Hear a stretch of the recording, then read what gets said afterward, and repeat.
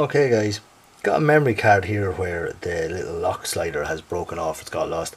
Now you might think it actually moves something inside these cards, but it actually doesn't. This card is actually broken in half. There's nothing in the card to actually move, or it doesn't engage anything, it just actually engages with a little thing in the camera. Here you can see if I insert the memory card and turn the camera on, you get the memory card locked. So all you have to do to fix it is put a little tape covering a little indent on the card. Just obviously make sure you don't get any tape on the little metal pins.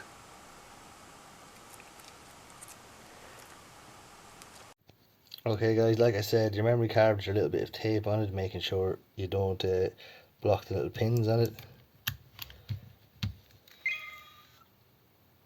And there you see, it's fine, ready to go. You can take your pictures all you want.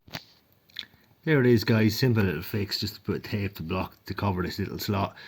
Don't go too nuts in the tape or obviously you'll stop the card sliding in now of your camera. No need to rebuild this with plastic or anything, that's unnecessary. Okay guys, thanks for watching.